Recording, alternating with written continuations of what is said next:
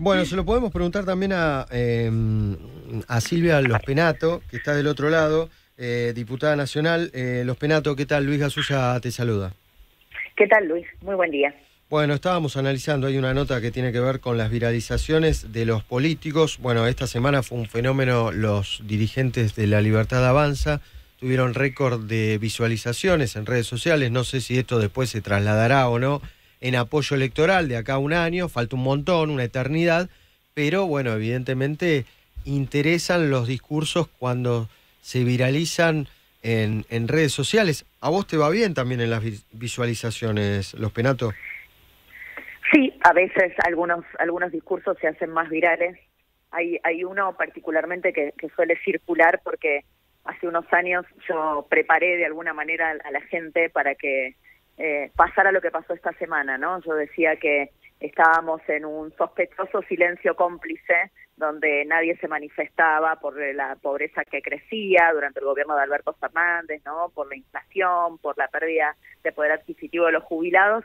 Bueno, que disfrutaran de eso porque ni bien cambiara el gobierno iban a volver los palos, las piedras, los periodistas que lloraban por la televisión y todo lo que efectivamente Claro. luego vimos que sucedió, ¿no? Este modus operandi del kirchnerismo, ese discurso se viralizó mucho. En el Congreso de la Nación se va a venir una discusión muy interesante, sobre todo en la Cámara de Diputados, serás una de las protagonistas, que tiene que ver con el tema de los impuestos, impuestos a las ganancias y bienes personales. ¿Ustedes están confiados? ¿Cuál es tu postura? Bueno, la nuestra es la misma que tuvimos hace 45 días, ¿no? Los diputados de mi bloque consideramos que lo que dijimos hace 45 días sigue teniendo la misma validez. Nosotros creemos que es importante que se restituya la cuarta categoría. Es incómodo, sabemos, seguramente no es lo que más votos te genera, pero es lo más responsable fiscalmente y por eso cuando el presidente mandó esta propuesta lo acompañamos de entrada y ahora que el Senado, decidió suprimir ese apartado, nosotros vamos a insistir con nuestra redacción original. Porque además, también quiero decir que si eso se suprime va a haber problemas, inclusive para los que venían pagando ganancias, venían sin pagar ganancias, que van a tener ahora que hacerse unos descuentos, los beneficios que estaban para autónomos tampoco van a estar, con lo cual, digo, hay muchas cosas, pero la principal es la convicción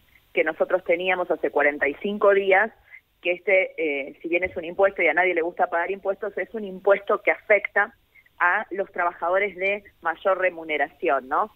Y sirve para paliar otro impuesto, que es el impuesto inflacionario, que afecta a todo el mundo, pero sobre todo a los trabajadores de menor remuneración y a las personas inclusive hasta que tienen problemas para el ingreso al mercado laboral, pero que consumen y a través del IVA pagan el impuesto inflacionario. Así que creemos que hay que votar nuevamente, hay que insistir y ojalá todos los diputados que votamos la primera vez insistamos, porque si es así, vamos a poder restituirlo. Agustina Girón. ¿Qué tal, Silvia? Buenos días. ¿Qué tal? ¿Qué crees que va a ocurrir? Ayer entiendo que Guillermo Franco se estuvo reunido con varios diputados. ¿Vos crees que van a lograr ponerse de acuerdo, más allá de este debate que hay sobre ganancias y bienes personales? ¿Va a lograr haber acuerdo en la mayoría de los puntos para que se insista en el proyecto original como pide el gobierno? ¿O se va a negociar con lo que aprobó el Senado? Bueno, yo creo son tantas las modificaciones Por que es eso, difícil sí. darte una respuesta general, Agustina.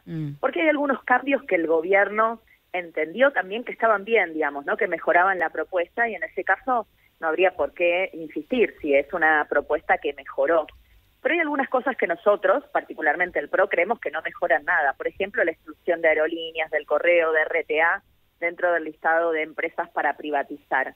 Porque la exclusión nos deja en la situación en la que estamos ahora, con empresas públicas deficitarias a las que no se les puede buscar una solución, como podría ser el ingreso de capitales privados para recuperar, que esas empresas sigan funcionando, pero no sigan funcionando a costa de un Estado que no puede financiar déficits enormes como los que tienen. Así que te diría, hay que ir viéndolo uno por uno, y nuevamente es este trabajo de juntar mayorías en el Congreso.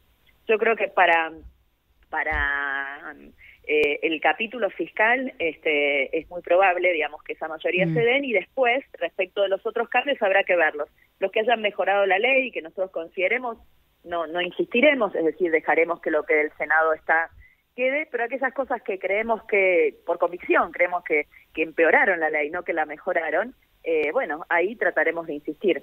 Pero ¿crees que va a haber acuerdo como para esta interpretación, bueno, que nos planteaba hace un rato Diego Armestó, y con esta discusión que hay también que planteó el diputado radical Fernando Carvajal, que bueno, dice... ayer, eso te lo puedo contar, porque ayer en la reunión, digamos, con todos los bloques que acompañamos la ley de bases, fue unánime la interpretación, que es la interpretación constitucionalmente válida, de que por supuesto que diputados puede insistir, porque el proyecto no fue rechazado totalmente, que sería el único supuesto donde no se puede insistir, como dice la Constitución Nacional en el artículo 81. Y quien fue tal vez más explícito en comentar la interpretación jurídica fueron los diputados Pichetto, el diputado Brugue de Córdoba, que es constitucionalista, digamos, y dieron una extensa explicación de por qué podíamos insistir, algo que además compartimos todo el resto de quienes participamos de esta reunión, que, digamos, conocemos perfectamente cómo funciona nuestro sistema constitucional, y creemos que, la verdad, que más allá de alguna porción muy minoritaria de la biblioteca, muy mayoritariamente, creemos que lo que corresponde es volver a insistir aún en esos capítulos. Los Penato, la última. Hace instantes hay un intendente que no sorprende, siempre suele caer y decir barbaridades. Creo que volvió a cruzar la línea, que es el intendente de Pehuajó, Pablo Zurro, que habló, bueno, de un presidente que va a practicarle sexo oral a su par de China, y que muchos de ustedes son alcahuetes y que son una porquería, y algunos insultos más. Hubo una senadora que lo trató de enfermo mental al presidente de la Nación.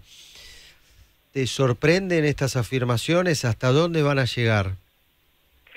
No, por supuesto que no me sorprenden, porque viniendo de estas personas, no me sorprende en lo absoluto.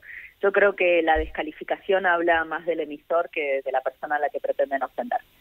Así que estas personas tendrán que rever cuál es su rol institucional, si les parece que esta es la forma de referirse respecto a quien tiene la máxima investidura de nuestro país, e inclusive de referirse a nosotros, que somos los representantes del pueblo legítimamente electos. Pero es una cuestión de él que tendrá que considerar. A mí en lo personal no me afecta en lo más mínimo, al contrario. Cuando este tipo de personajes nos insultan, nos agreden, pretenden violentar para que no sigamos trabajando, es una señal de que estamos yendo por el camino correcto. Gracias, Silvia Los Penato. De nada, que tengan buen día. Silvia Los Penato, diputada del PRO, hoy aliada de La Libertad Avanza en el Congreso de la Nación. Breve corte, ya venimos. No te vayas.